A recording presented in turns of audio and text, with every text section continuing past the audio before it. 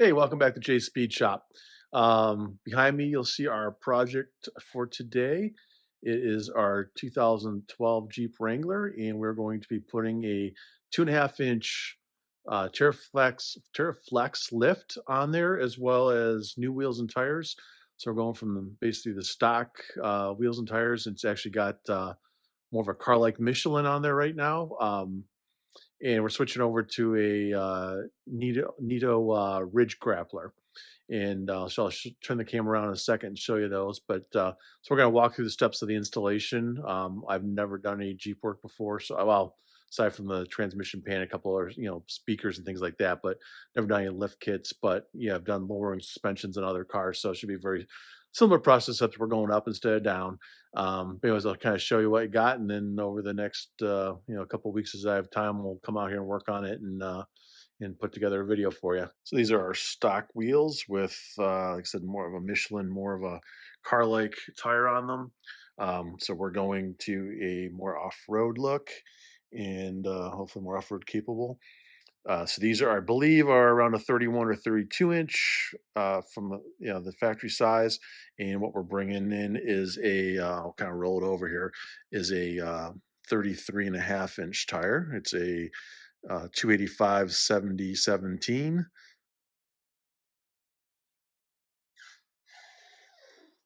Oops, into the other one. You see it kind of hides the other one, and there's our rim. These are fuel. Don't remember the name of it, what the name of the rim was, but it's kind of got a sort of a bronze tint to it. So pretty sharp. Should look sharp with the orange Jeep. And we got 5 of these. So we'll put one on for the spare, although I'm not 100% sure this is going to fit for the spare. I think you can still get a 33 in the stock spare holder, but it looks like it's going to be pretty tight against the bumper. So we'll have to see. We'll worry about that when we get there. That'll be the last step of the project, but that's what we got. And we'll kind of start tearing into this thing here over the next few days. We show you, this is the boxes for the lift. So it's got springs, a few other brackets and adapters, as well as we got the Fox. I think it's Fox shocks. So we'll kind of tear into these boxes and see what all we got. But this is a full lift kit with springs. It's not just a leveling kit with blocks or anything like that. So it should give this thing a nice stance, probably a little bit more wheel well clearance than what the if we get a full 2.5 inches out of it, should give us a little bit more clearance over what the stock setup is between the top of the tires and the fender, and but should look pretty good. And then probably phase 2 of this thing, maybe next year we'll put new bumpers on it. Um, the Get some kind of a cool looking bumper. I'll probably keep the stock fenders because they're in pretty good shape. And this thing in reality is not going to be a real big off road machine. We'll keep it pretty, just for cruising around locally, the top down, and maybe I'd like to get out to like a bunny trail at some point, but it's the wife's car, and I don't think she want me tearing it up on big rocks or anything like that. May have to end up putting some kind of a rock guard slash step on the side once it's lifted. We'll see how easy it is for her to get in and out of it once we do that, but we'll kind of share the progress as we go. So here's a before shot of the Jeep.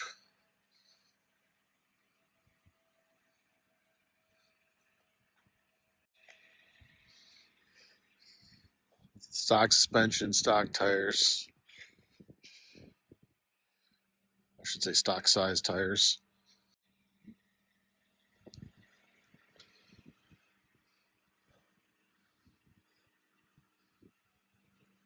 So I'll take some still photos too, and we'll post some side by side how it looks with the new wheels and tires on it.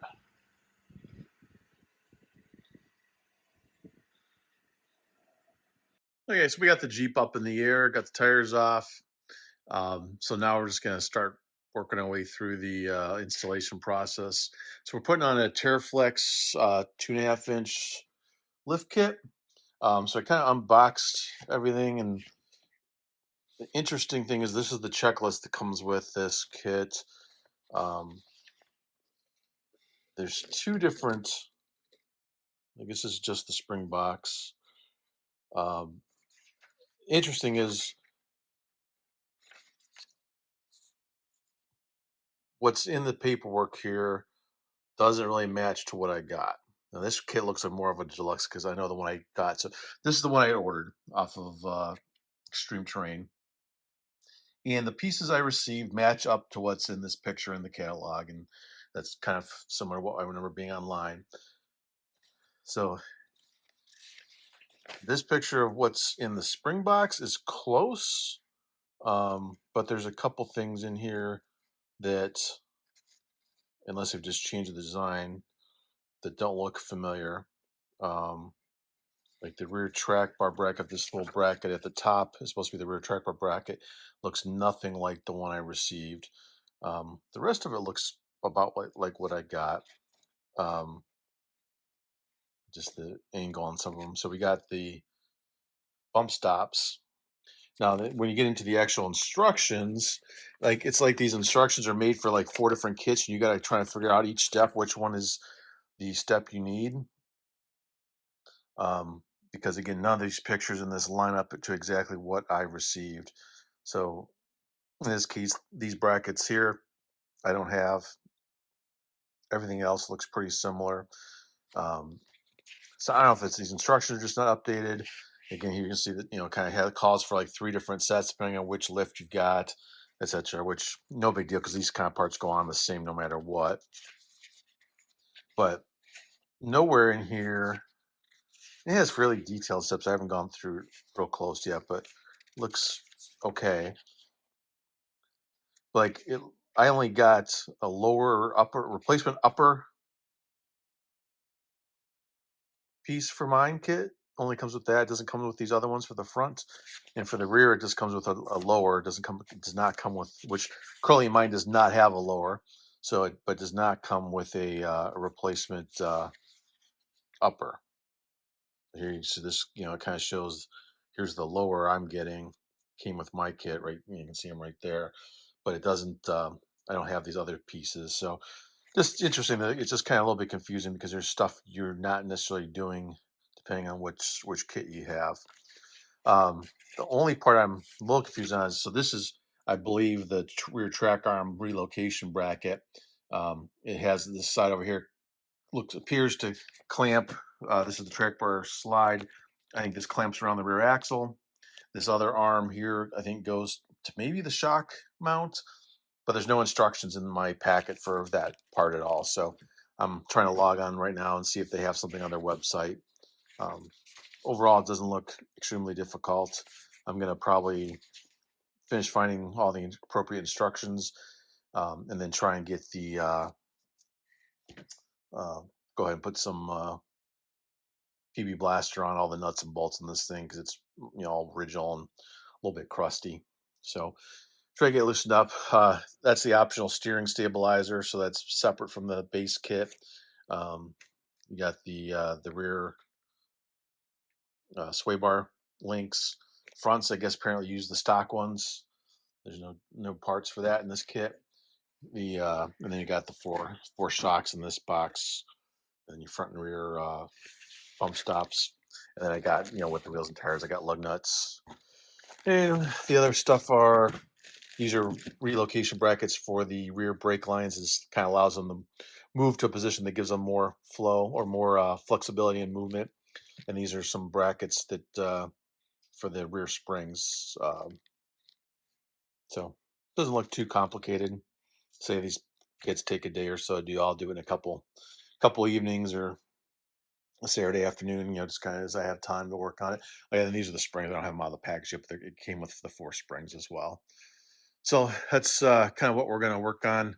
Like I said, I may end up putting new steering stabilizer, steering bracket link in links, tie rod ends. I guess tie rod ends is the right word on this, just because these are kind of crusty looking. I want to go get it aligned after I'm done. You can see these original bump stops are kind of messy looking, so I don't know how easy those are going to come out. So I'm sure we'll have some challenges Shocks have been replaced once, so they hopefully won't be too bad to take apart. And then on the back, again, that I think that brake line relocation, I think you just replace this bracket, or this bracket screws to the new bracket, which screws the frame and then allows this to drop down a little bit. That allows you a little bit more flexibility. I don't know if it is, must have to move this line a little bit too, I guess. And then the in links get replaced, and then the those bottom bump stops bolt right to those two holes there in the top of the axle.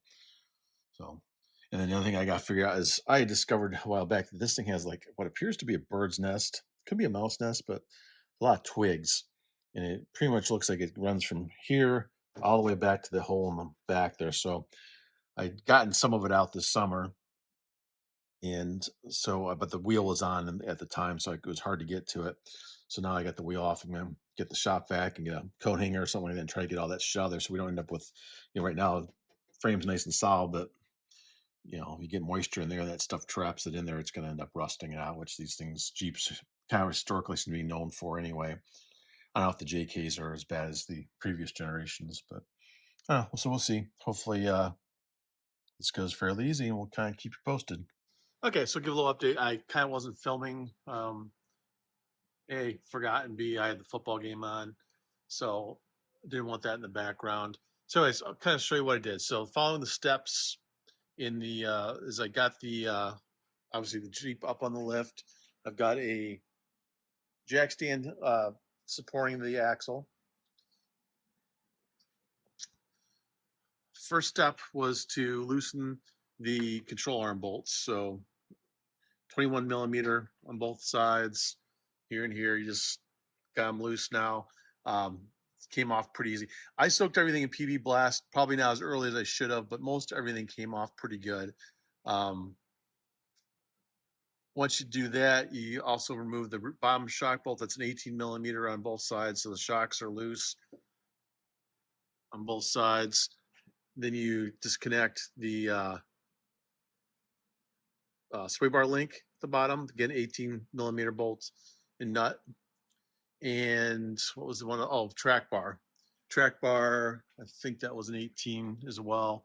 Right there, the track bar bolt comes out just at the one side. You don't disconnect at the frame, just at the axle side. You can see again, this side we got the sway bar in link disconnected. And this, what I ran into, I started to lower the axle to be able to pull the spring out. And what I ran into, I'm probably gonna have two issues. One is the bars are resting on the lift. So I have a feeling I'm gonna have to put this back down and reposition the lift slightly so that it will allow these bars to come down for the, but I haven't run to that yet. The ABS wire and the brake line started to pull tight. So you have to disconnect this bracket, which slides into a slot on the back side, and then has a bolt, 10 millimeter bolt that goes through here into the bracket. This bracket goes inside of the spring perch. So that's the only thing I've had break so far. So this 10 millimeter stopped. And again, maybe if I'd soaked in PB Blast the day before. So if anybody that's got a vehicle that's got some rust, and if you're a rust belt, you might want to consider putting the PB Blast on, or some kind of something on there, all the nuts and bolts earlier in the process, so it soaks for a while. So that's got to be addressed. So I'll give it a pretty quick, see if I can drill this out and retap it. If not, probably the next cheapest thing is just going to be put a new brake line on it, because that bracket is part of the brake line. And so if I need to do that, I need to do that. It's not going to be the end of the world. But we'll kind of go from here and see if I can drill that out and put it back. That'd be fine. Not sure, it doesn't require, the rears have a adapter to adjust the mounting the brake lines. I'll show you on the rear. I think I already covered this earlier, but there's an adapter bracket that allows basically I think the brake line to come down a little bit, and maybe it's because it's so close to the sway bar. Once everything drops, maybe it'd be too close to that. But anyways, there's a bracket to relocate that. Although I'm not sure how much flexibility you have because you have a hard line here. So, but we'll see how that works out. And then, but the fronts don't require any kind of bracket or anything like that, or any kind of relocation kit. So I'm assuming that the stock brake lines are supposed to work with this. I know people replace brake lines occasionally. I'm not sure with a 2.5 inch lift if it's a requirement or not. It doesn't, obviously they would have come with the kit if it was some kind of requirement. So, anyways, we'll try and fix that. If I gotta spend more than an hour trying to grind that off and drill it out, then we'll just end up probably putting a new brake line on this side. So it's not too bad. It disconnects right there. So it sucks about to bleed the brakes then, but oh well, it is what it is. Okay, so now we're just gonna lower the axle. See how low it'll go now. Everything's disconnected. Got the brake lines loose. Again, I think I'm gonna have an issue because those lower control arms are resting on the. It's coming down quite a bit. Those lower control arms are resting on the lift.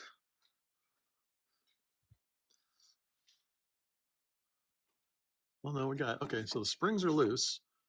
Now, whether they're loose enough to get the new ones in there yet or not, but I still got some room to go here.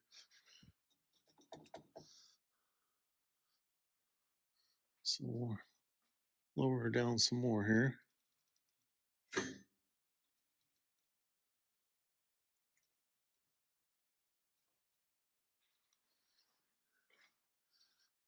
Okay. So I think we can get the springs out. I'm going to put the phone down and pull those out, but they should just, yeah, I should be able to do it pretty much one-handed here. So there's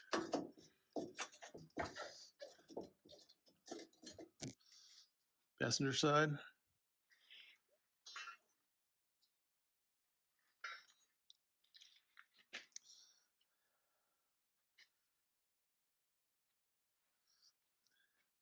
And my understanding, these bump stops are supposed to twist and turn and wiggle out. Hopefully they don't break off. That's my concern, but looks like that's going to come out okay too. So it won't be too bad. So go around and do this spring on this side.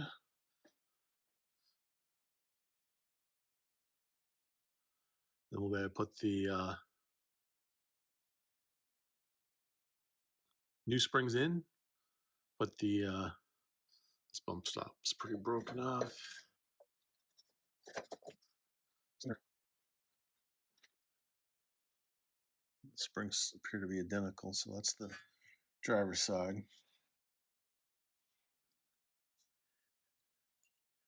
So we will get out the instructions here and figure out the next step of putting the new ones in. I think we got to replace the bump stops first. So like I said, those seem like they're coming out okay on that, at least on that side. It looks like this side's, yeah, it just pops up in there. Oops, sorry, I don't know if I get that on camera, but yeah, a little crusty up in there, but there's really not much room for it to go either. So I guess the new ones. So anyways, we'll get those out and put those in and put the new springs on and start putting it back together. I will have to remove once I can't quite reach it where it's at right now, but once I get everything back together, I can lower it down a little bit and disconnect the top of the shock. I might better reach it if I stand on something, but go ahead and put the new shock on at the same time. Here, real quick, you can see the difference between the two bump stops. So we'll figure out how to get this one in, and then I'll show you how that works. Okay, so now what I'm doing is putting a little bit of silicone grease on the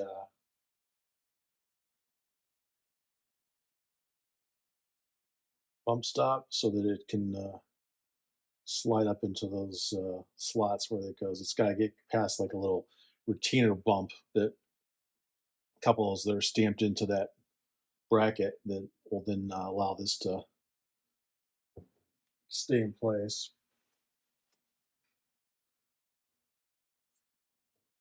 So real quick, I'll show you kind of how I have this set up over here. So this one I've already got it in place. Zoom back in here. Got a piece of block of wood. They say they jack the axe all the way up till it pushes that. So this piece here touches that and goes all, which I guess it's made to do. Figure I just don't have to crank it quite as far. I just put a block of wood. I'll do the same on the other side, and then hopefully they'll both pop in. So first thing we're gonna do is get this up in there as far as we can.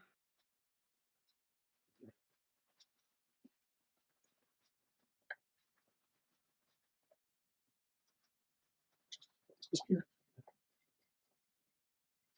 The axle just a little bit more so I can get that in there.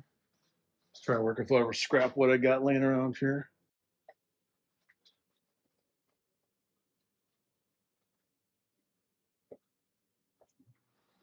Just the other side fell out now. That.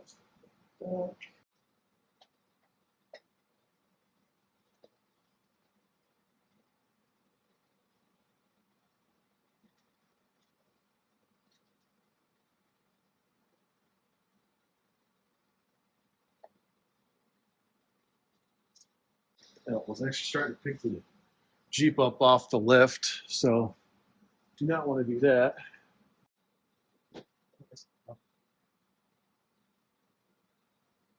So I didn't even push that one in. So bring the camera over here so you can see a little bit better what I'm doing.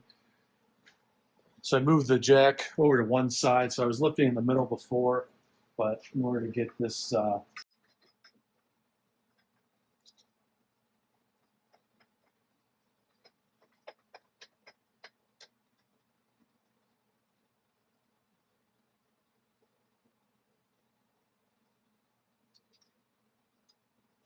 it's starting to push in a lot more on this side, but I'm trying to reposition this block of wood a little bit. Yep, I'm liking that piece of wood in there. See it. The camera can catch that, but it just kind of twisted over on me. So part of it is those things are pretty crusty. If you can see, it's just picking up a bunch of rust and crap. So I think what I'm going to do is find a wire brush and brush that thing out real quick. Then we can smooth up that surface. Maybe it'll slide in there better.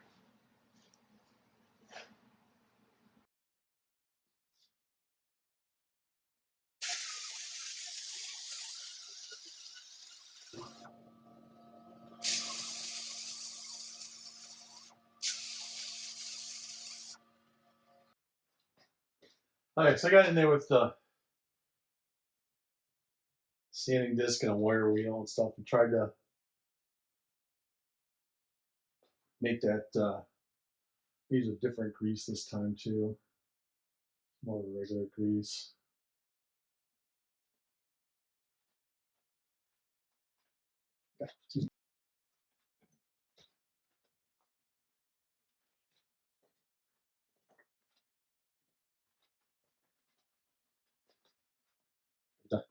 Nice flat surface to work with instead of having it standing up because it was getting a little bit cockeyed. So that'll I can just go up there.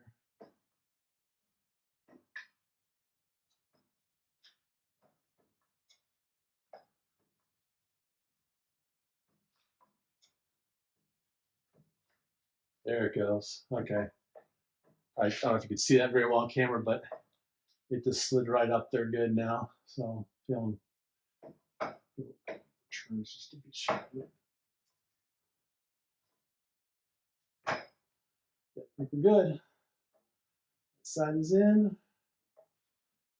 I'll bring this down.